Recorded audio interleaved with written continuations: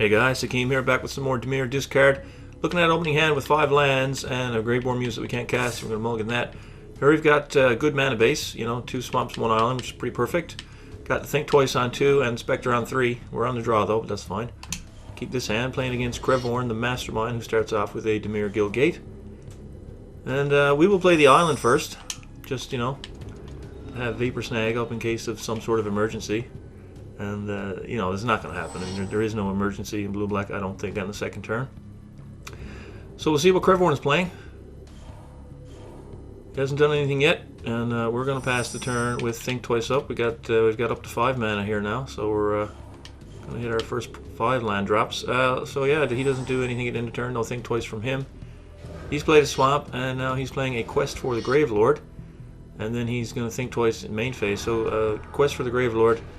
Whenever a creature dies, you put a counter on it. Whoops. And, hold on now, hold on. Yeah, and then when you get 3 counters on it, you get 3 counters on it, you sacrifice it, and, you get a 5/5. And then that 5/5 token just dies to Vapor Snag. So let's cast a Spectre here. Get on the discard train. Did I miss Think Twice? Did I miss the ability to cast Think Twice? I think I did. Yeah, I think I did. Alright, well, anyways. Chatting away. Do as I say, not as I do. He's playing an Opulent Palace, so there is green in his deck, and he's discarded a Sphinx Bone Mob, presumably because it's a 7-drop, and he can't get there yet. So, picked up another land. Holy shit. Let us swing in here. And we're going to play another Lily Spectre. And we're going to leave up the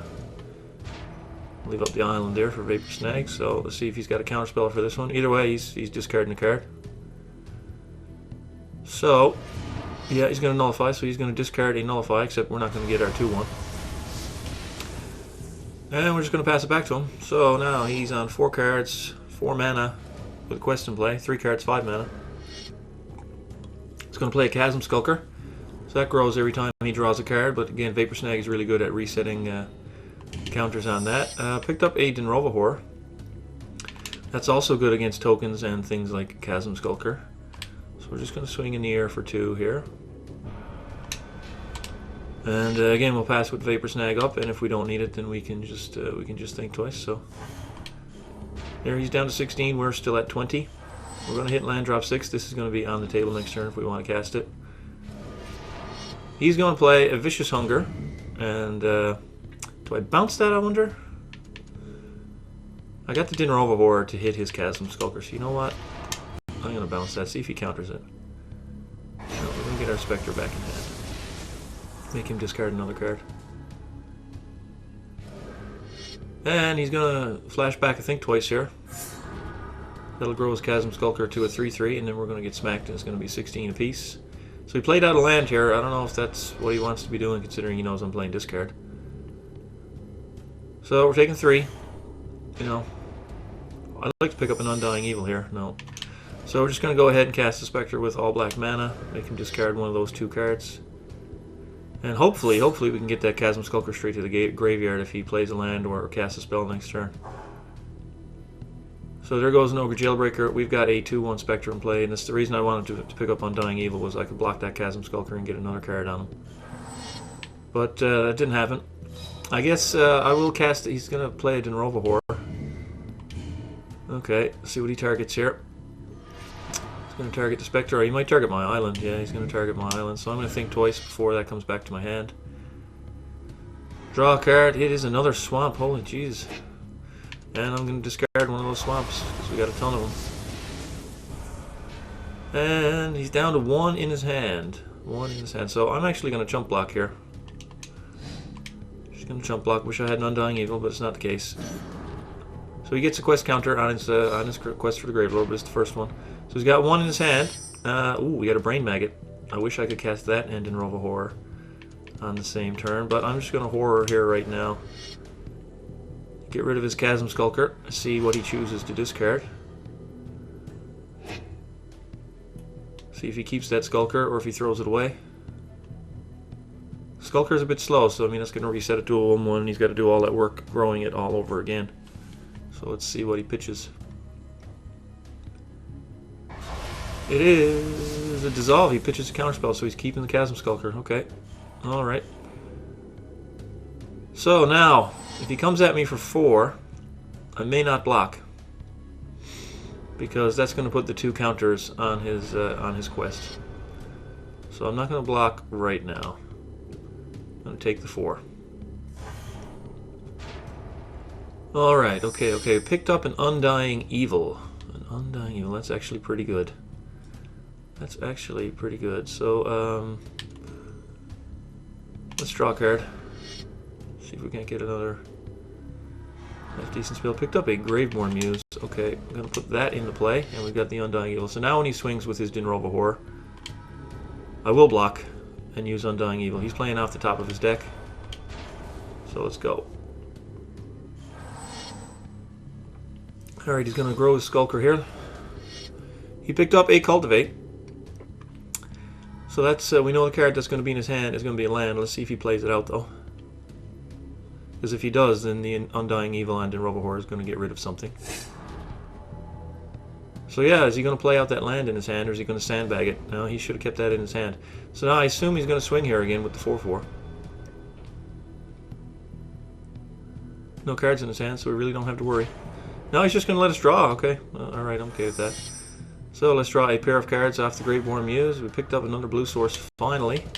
We can get a Rager into play and draw another card. See what we pick up off that. Now, do I attack? No, I don't think so. I don't think I attack here. Just gonna sit back for a little while. Seen a third of the deck already, so his Skulker is going to be a 3/3. I really want that Dinrova Horror to die. His one card is a dead weight. Let's see where he points it. He's going to put it on my Phyrexian Rager to kill it, which is fine. I'm okay with that. I really want to Undying Evil my Dinrova Horror. That's what I want to do. He's not attacking here, so maybe he just wants the Graveborn Muse to kill us. But you know, we got 3 Tribute to Hunger in the deck. Although he could easily sacrifice the Chasm Skulker. So I really would like to pick up a Vapor Snag. Okay, all right. So let's cast Runescarred Demon here, and let's go get Sheoldred, because she is our end game. There she is. Oh, I put in a Suffer the Past in place of that Talrand. Going to test that out. That happened today. Forgot to mention that. But we're going to pick up Sheoldred. I figured the deck could probably use a bit of reach, so we're going to give it a shot. I mean, in his graveyard right now there are 7 cards, so you know it would be. And I've got lots of mana here. So, anyways, we're just going to pass with the Vapor Snag and the Undying Evil open, and Sheoldred's coming out next turn. So let's see, he's up to a 4/4 Chasm Skulker now, and he's playing an Ogre Jailbreaker, which is a 4/4 that can, it's Defender, but it can attack if you have a gate.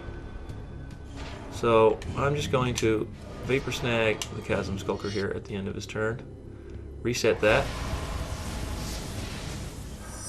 and then I'm going to draw 2 cards, and then I'm going to attack with the Horror and the 6/6 Flyer. And if he blocks, I will Undying Evil. The only card in his hand is that Chasm Skulker. So he's going to block here. I'm going to Undying Evil the Dinrova Horror. So that's going to come back.